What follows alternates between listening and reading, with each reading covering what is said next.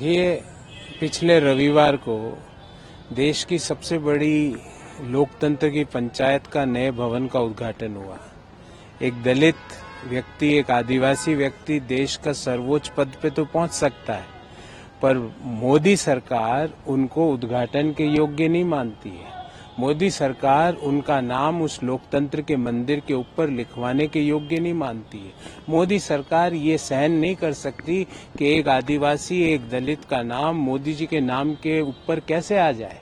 तो ये तो सामने है, ये उदाहरण, इससे बड़ा उदाहरण क्या होगा। एक महिला जो अपनी मेहनत से आदिवासी समाज को जो रिप्रेजेंट कर रही है, अपनी मेहनत से देश की राष्ट्रपति बनी, राष्ट्रपति देश में राष्ट्रपति स्वस्थ, बट मोदी जी ने लोकतंत्र के मंदिर का उद्घाटन देश के प्रथम नागरिक, संविधान के अनुसार जिनका हक था, उनके हाथों से नहीं करवाया।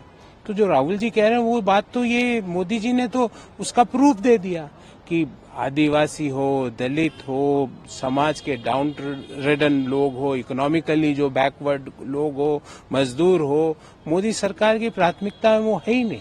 विदेशी धरती से भारत देश का, हमारी मातृभूमि का अपमान किया है। ऐसा लगता ही नहीं है कि राहुल गांधी हमारे देश के कोई नेता हैं। ऐसा लगता है कि श्री राहुल गांधी जी भारत की दुश्मन ताकतों के नेता हैं। एक राजनीतिक दल के नेता होने के नाते से विरोध एक लोकतंत्र का हिस्सा है, लेकिन सरकार की नीतियों का विरोध आप कर सकते हो, देश का विरोध नहीं कर सकते। सरकार की नीतियों का विरोध करते करते श्री राहुल गांधी भारत देश का, हमारी मातृभूमि का अपमान कर बैठते हैं।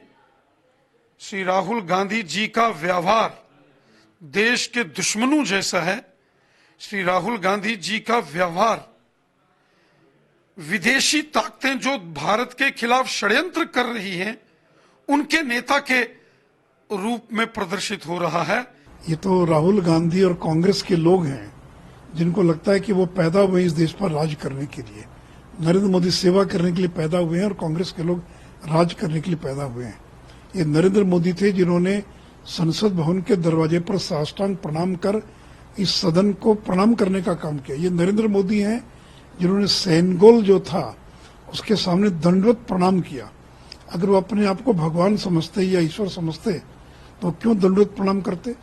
ये तो नरेंद्र मोदी हैं जो दलितों का पांव धोने का काम करते हैं।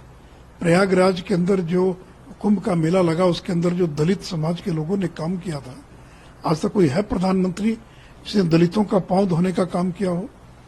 तो नरेंद्र मोदी ने जितना दलितों के लिए और समाज के कमजोर वर्गों के लिए काम किया, उसी का परिणाम है कि आज 9 वर्षों के बाद भी देश के सबसे लोकप्रिय प्रधानमंत्री श्री नरेंद्र मोदी है।